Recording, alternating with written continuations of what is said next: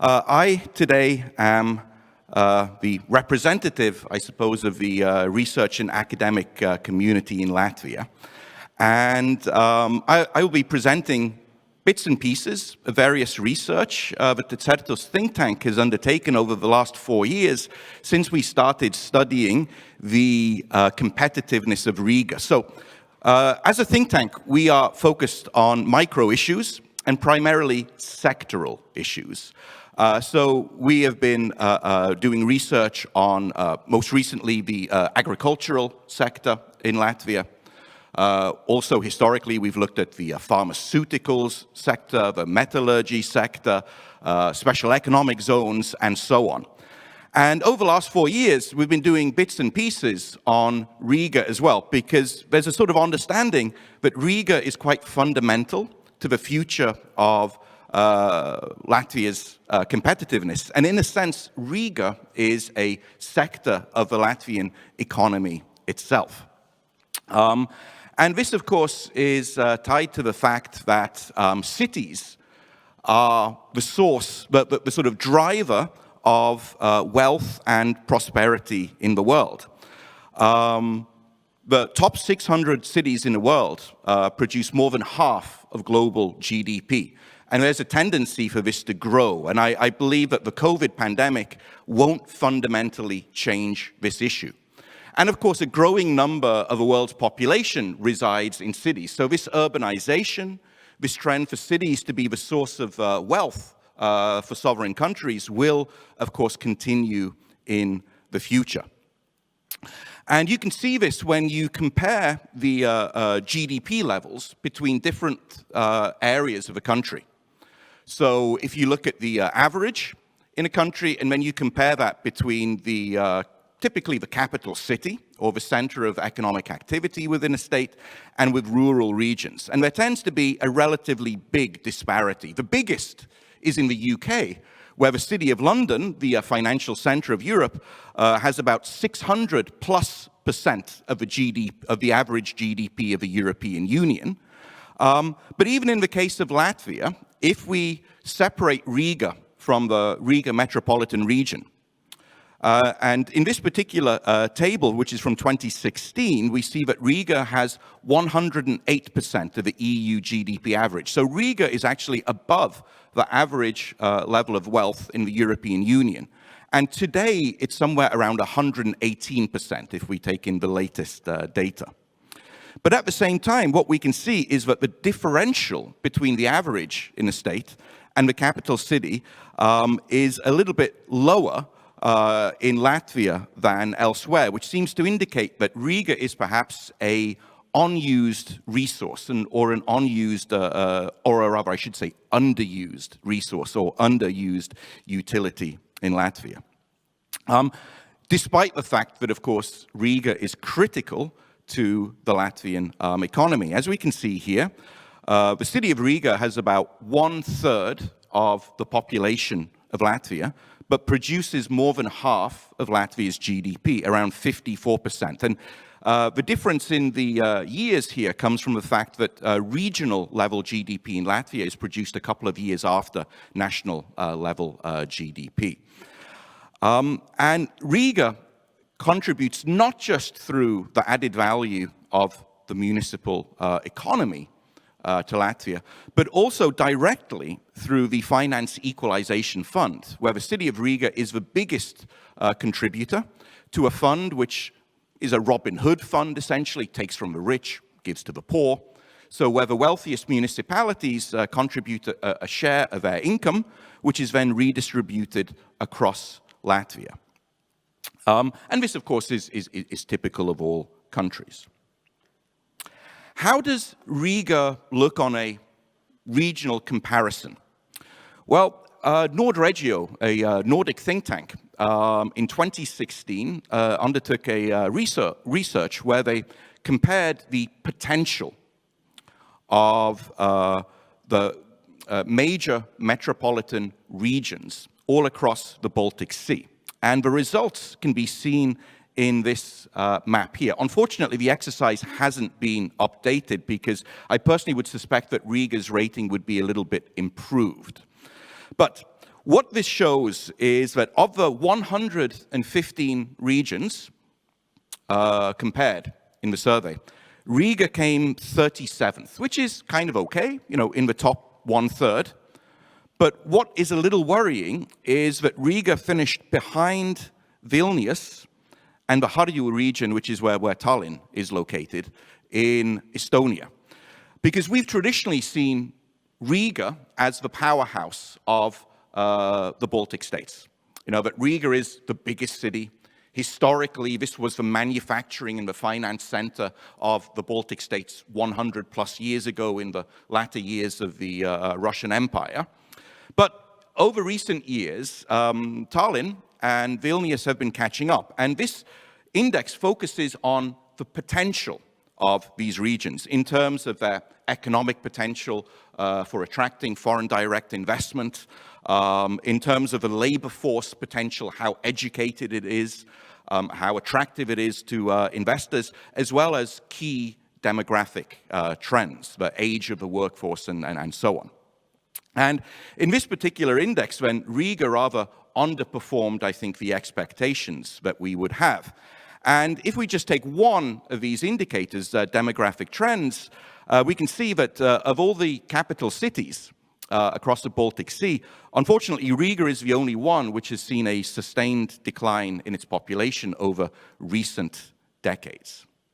So some of the historic trends here aren't perhaps the most positive for Riga.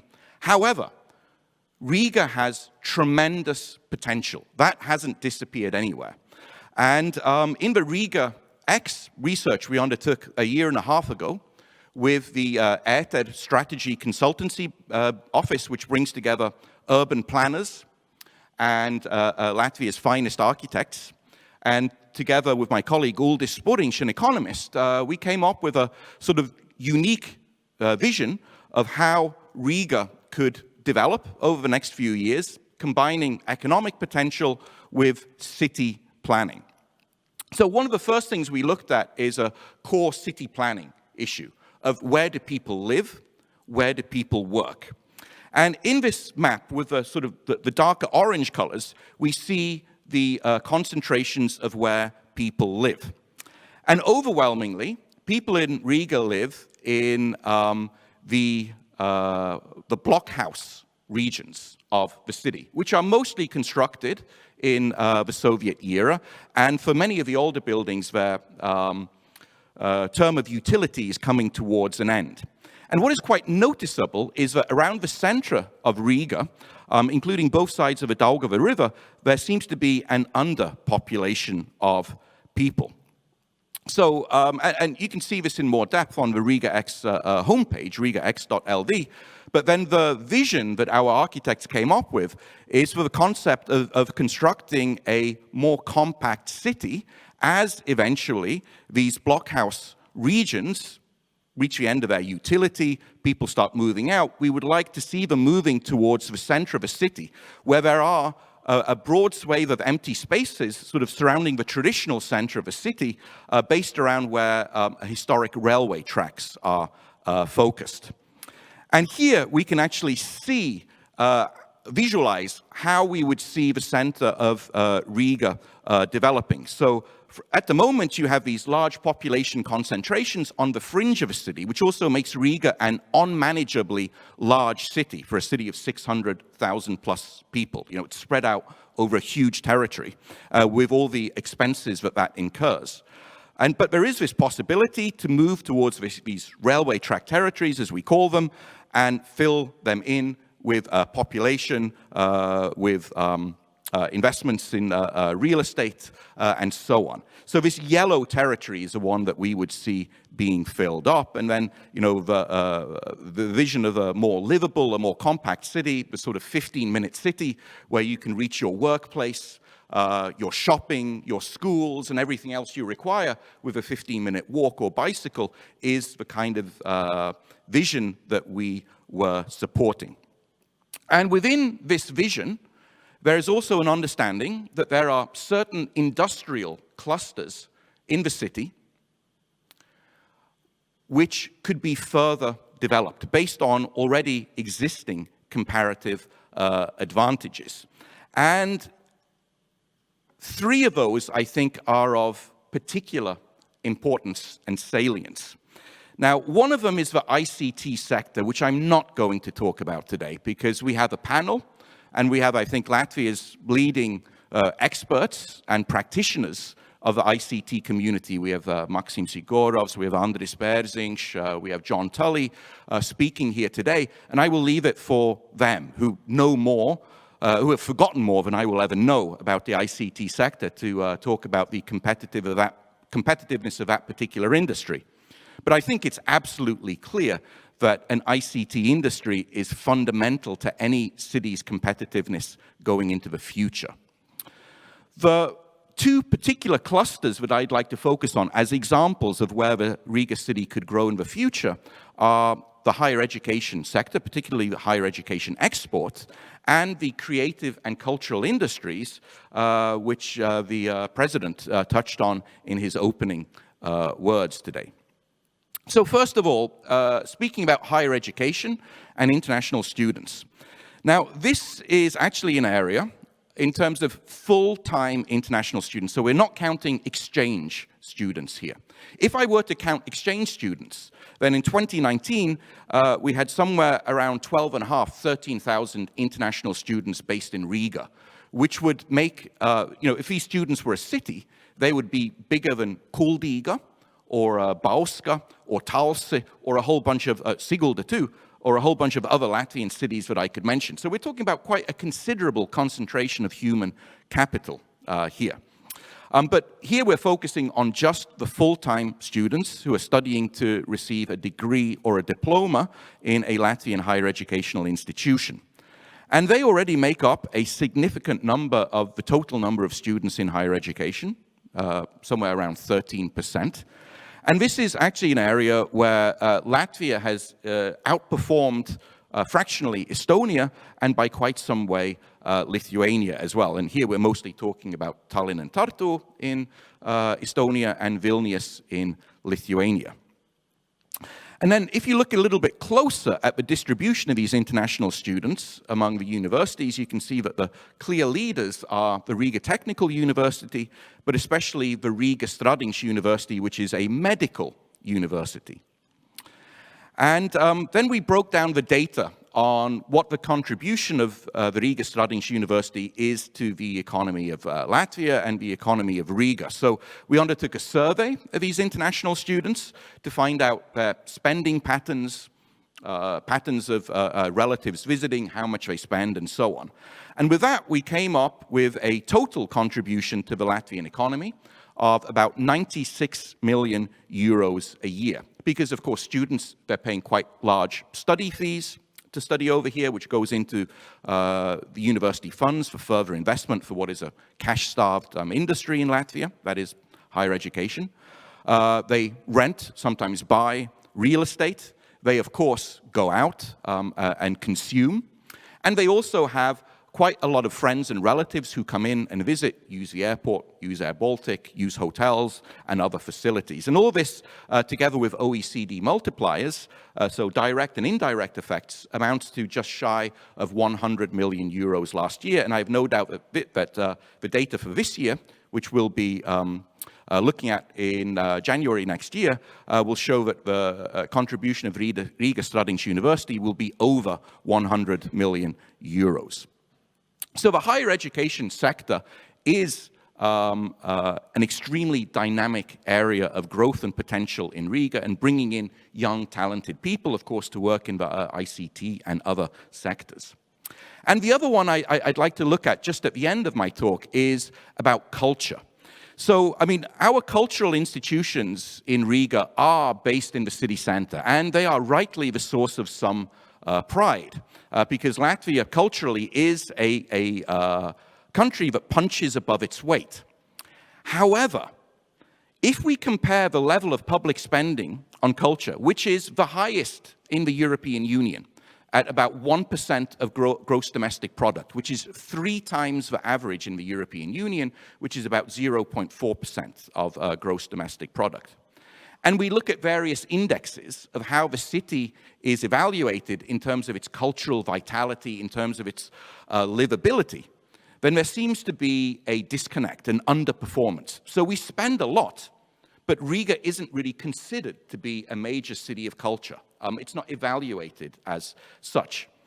And here we see that there are very clear things that could be done in terms of essentially bringing culture out of its shell and bringing it to the city streets. So culture is a little bit old-fashioned in Latvia in that it tends to take place still behind concrete walls, within the opera, within the theaters, within the museums.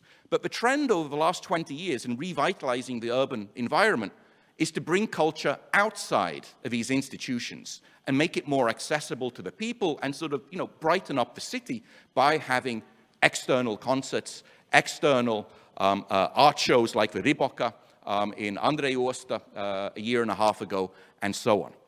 Internationalization through major events such as the Riga Jūrmala Festival is another way to go, as is spreading out the cultural events around Riga and involving the inhabitants of the different communities in Riga, the different regions of Riga in these activities as well. And as my time comes to an end, we also reviewed the types of public investments which would have the greatest effect on these sectors and others. And I was quite delighted to see that they very much correspond with the investments envisioned in Mayor Staķis's presentation earlier on. And particularly, I'm delighted to see that there's a greater focus on partnership, which we haven't had until now. So for instance, in the Pārdaugava region of Riga, where we have students, these international students, and we have this concentration of universities with new campuses being constructed there. We haven't had a great deal of partnership between the state, which funds higher education, the city where it's located, and the universities actually practicing higher education, as well as the students who we need in order to have a higher education sector. These various different levels don't really talk to each other. So the more that we partner with each other, the more we discuss, the more we see where public investment should go in order to bring maximum utility, well, the better the city shall be. So essentially, Riga is a city with a bright future. There are many areas of competitiveness. What we need to do is to take advantage of these areas of competitiveness, invest in them, support them, and allow them to thrive. And that's it from me. Thank you, Martin. Dauni, before you go, just like with the mayor, you've said some very inspiring words, and before we actually have time for a question, but before we take the question, I personally have to say how much I appreciate the way you present your data. It's always really clear and easy to understand, so hopefully our watchers agree with me. And as I mentioned, we have time for one question, so let's take a look at the board here. And again, maybe I'm hinting at what is one of my favorite themes of today's conference. The first question: how can Riga increase the investments in human capital? Because now the main Riga policies are based on transportation and mobility projects. I guess this is kind of continuing with your last topic there on the cooperation. Well, this is actually a really good question. And earlier this year, we had a research project with the Economists Association in Latvia, where we looked at the way in which Latvia was planning to spend these, the COVID money, as it's known, these investment funds coming from the European Union, and we compared with what our neighbors are doing. And overwhelmingly, the plans in Latvia meant building stuff, right? Roads, bridges, buildings, libraries, putting stuff into older buildings to make them more sort of green and environmentally friendly and so on, while our competitors around the region were heavily investing in human capital, in digital skills training at all levels of the workforce. And so sadly, the answer is we're not doing very much, and our neighbors are doing a lot, and we need to do more. Great, thank you for that answer. And I'm going to actually interpret one of the other questions just for a quick additional question. As you know, my background is in banking and Silicon Valley, and in both those sectors, we talk about quick hits. So I want you to put on your, with due respect to our current mayor, I want you to put on your Mayor of Riga hat. And if you could do one thing today to make Riga a better place, what would it be? I would link, and this is of course related to my job as a professor at the University of Latvia, but I would invest in linking up the campuses of Riga Technical University, Riga Stradniņš University, University of Latvia, through bicycle paths, through other physical investments in places where students and researchers and scientists and so on can meet with each other in order to try to bring together the undoubtedly bright minds that we have in all these separate campuses in order to bring them together to see what happens. So I would join things up. Great. Thank you again, Daunis. Thank you.